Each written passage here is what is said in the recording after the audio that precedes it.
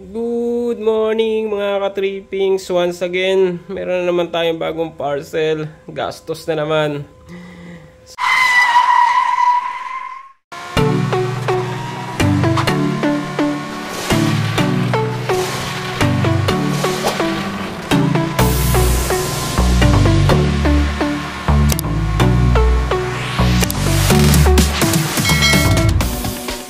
So ito, mag-unbox tayo ng in-order ko online from Lazada. So itong in-order ko na to is dashcam with 24-hour parking monitoring. So kaya tayo bumili nito dahil sa nung nakaraan, pinakita ko sa inyo na ginasgasan yung sasakyan natin sa parking area. So, sad to say, hindi natin nalaman kung sino yung may gawa kasi hindi nahagip na CCTV ng mall. So, naisipan ko, kailangan ko na siguro maglagay nito. Napapanahon na para maglagay nitong 24-hour parking monitoring na dashcam natin. So, bali ang coverage nito is harap, yung dalawang side, kaliwa kanan, tsaka yung sa bandang likod.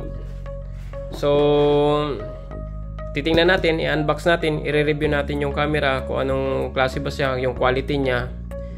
Then titingnan natin kung magandang klase siya. Then after that, i-test natin siya, then ikakabit natin siya, okay? So i-unbox na natin. Tingnan natin kung anong itsura niya.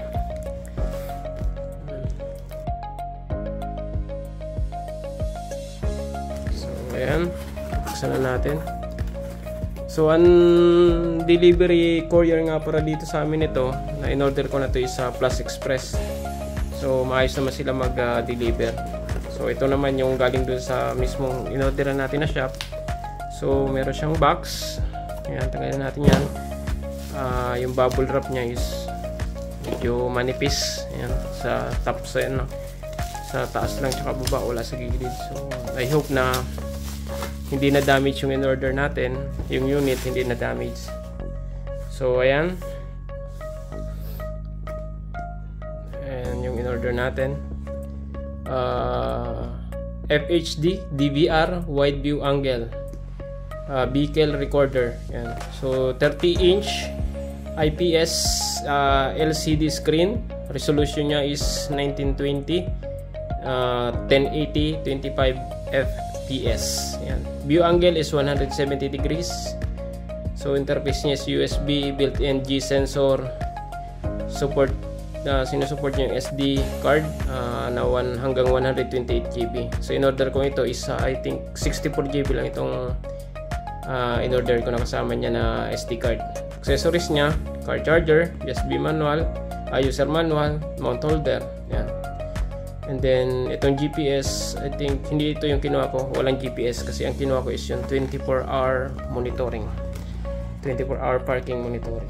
Ayan. So, open natin. Ayan. Ito yung sa likod niya. Ayan.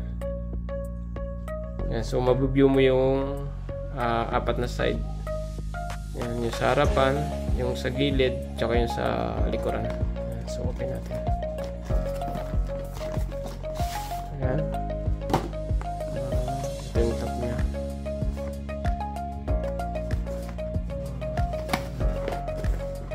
Ano ba ito? Okay. Ayan. So, ayan siya. Okay. So, ito yung pinaka-unit niya. Ayan. Yung nasa plastic. Ayan siya. Ayan. So, ito yung pinaka-harap natin. Yung sa loob. Ito yung camera niya sa harapan. Tsaka ito yung camera sa sides. Yung sa kaliwa kanan. Ayan. So, pwede natin siyang ipihit. Ayan. Para nakaharap siya dun sa may nakaharap siya sa may window side. Yan. So mare-record niya, makikita niya doon sa gilid. Yan.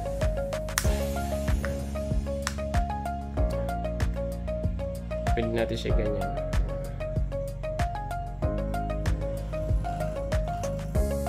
Pwede rin natin itapat sa atin sa loob. So So ito yung connection nya, ito yung sa bracket nya, kabitan ng bracket. Ito yung sa AB, yung para sa camera, connection para sa power. Ito naman yung sa memory card nya. Sa ilalim, ito yung mga button nya. So meron siyang built-in na mic, ayan. Then ito yung pinaka menu nya, yung mga settings nya dito, arrow nya left and right. Ito yung power button, okay. Then ito yung pinaka camera nya sa harap, ayan. So plastic made siya, average lang siya para sa akin. Yung quality na lang ng camera makikita natin kapag plinag in na natin siya.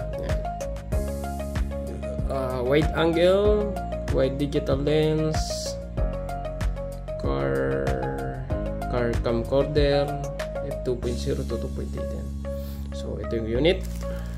Ayan. Kaya natin siya dyan. And then ito pa yung ibang kasama nya, accessories. Yan. So ito yung pang sikwat natin sa gilid-gilid. Ayan. Para sa paglagay ng wire. And then ito yung harness na gagamitin natin na panglagay natin sa 24-hour parking monitoring. So ito yung hardware nya. Ayan. So ikakabit natin to. Ito yung doon sa power. Ito yung doon sa ilalagay natin sa fuse box. Ayan, fuse box. Tapos ito yung sa ground. So bali papakita ko sa inyo kung paano yung step by step na pagkabit nito. Ayan. Ito, harness nya for hardwire. And then ito yung connection nya para sa camera yata ito. Hindi ako nagkakamali. Oo. So ito yung connection nya para sa camera sa likod. Ayan. Ayan.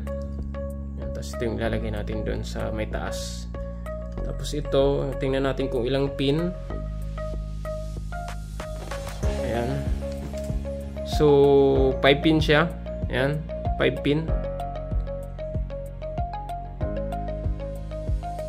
Ayan. So camera natin sa likod. And then ito, may kasama pala siyang GPS. Ayan. So included na pala yung GPS niya kasi nung binili ko to may choices dun eh. Kung ang pipili mo GPS, may GPS or yung 24-hour monitoring. So ang pinili ko is 24-hour monitoring. Kala ko wala nang kasamang GPS. May kasama pa pala siyang GPS eh. May GPS siyang kasama. And then ito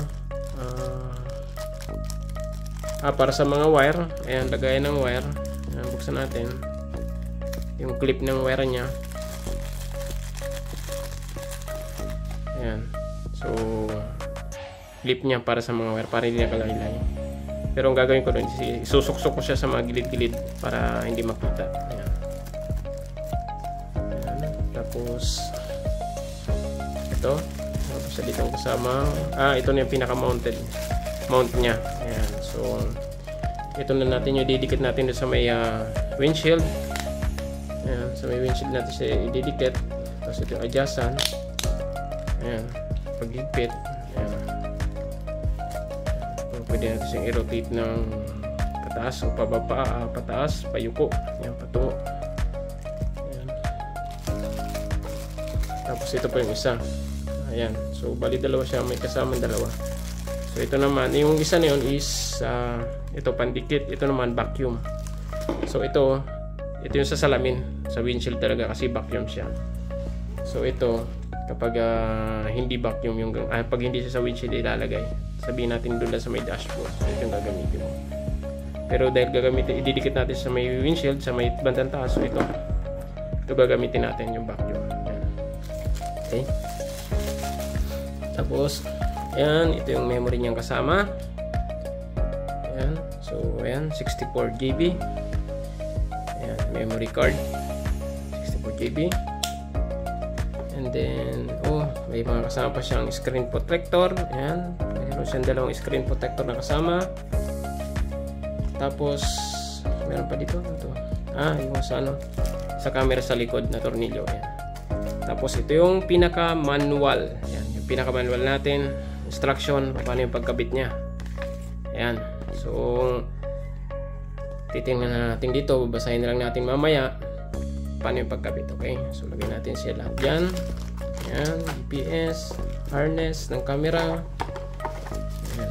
Ito yung harness natin for 24-hour parking monitoring. Holder. Ayan, lagyan natin dyan. Kasi itetest muna natin to siya bago natin siya i-connect. Ayan, so lagyan natin siya dyan. So, mayroon pa ako sa inyo ipapakita kasi bukod dyan sa camera niyan, meron pa tayong mga gagamitin. So, ang plano ko kasi, lalagyan ko siya ng switch. Ito, ayan. So, ang purpose ko lang naman kasi nito, kaya ako bumili dahil sa parking monitoring, is pag nagpa-park ako sa mga lugar na mga pinupuntahan ko, doon sa mga lugar na alanganin, like parking lot, ganyan, sa madidilim na lugar, yun, kaya ako bumili. So pag nandito na ako sa bahay, so hindi ko na siya kailangan i-parking monitoring. Kasi kapag naka-activate ang parking monitoring, tuloy-tuloy yung consumption niya ng power mula sa battery niya, di ba? So kaya ako bumili nalagyan ko siya ng switch. So bali i-activate ko lang siya kapag naka-park ako sa parking area o sa mga lugar na pinupuntahan ko at alanganin. Yan, kaya ako bumili niya. Ito. Tapos ito, yung pang-clip natin sa wire, pang-dugtong natin sa wire, sa tatluhan na wire, para malinis siyang tingnan. Yan yung kailangan natin. Switch. Ito. Tapos meron pang isa. Ito. Hindi ko pa nabubuksan. So, bubuksan na natin. Ayan. Okay. Kung hindi ako nagkakamali, ano to siya? Fuse holder. Fuse adapter. So, open natin. Ayan. So, ito.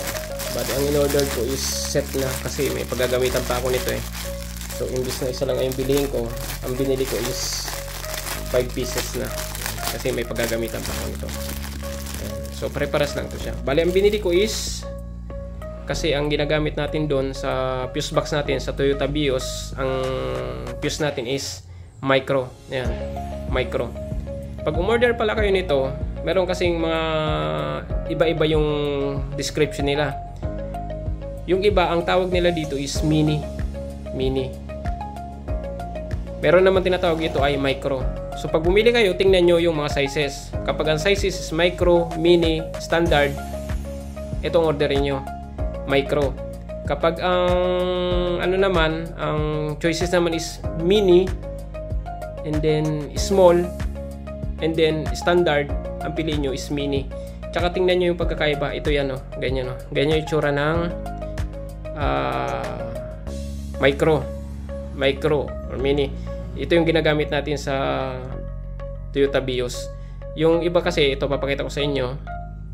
Ito yung isa pang klase. Ito yung sinatawag nilang mini or small. At saka ito pa yung isa. Yung sinasabi nila na standard.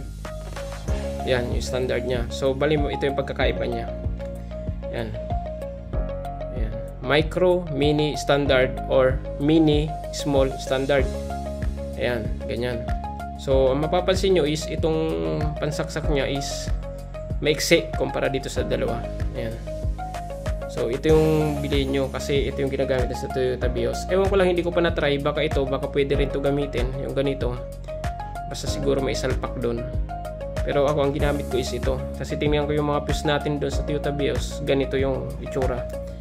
Kaya ito yung kinuha ko. Ayan. So, kompleto na tayo sa gamit. So, pwede na tayo mag-start. Pwede na natin itong i-connect. So, bago natin to siya i-fix na tuluyan, so iti-test muna natin siya kung gagana ba lahat. Okay? So, yung mga gusto bumili, lalagay ko na lang yung link dyan sa baba. I-click nyo na lang para rekta kayo dun sa pinagbilihan ko at makuha nyo yung legit na klase. At lahat na yung ito, ng mga materials, ilalagay ko na rin dun yung link para kung gusto nyo rin gayahin yung ginawa ko, ganito rin yung mga makuha nyo. Okay? So, let's go. I-test na natin at i-connect na rin natin. Okay? Let's go. Let's do it!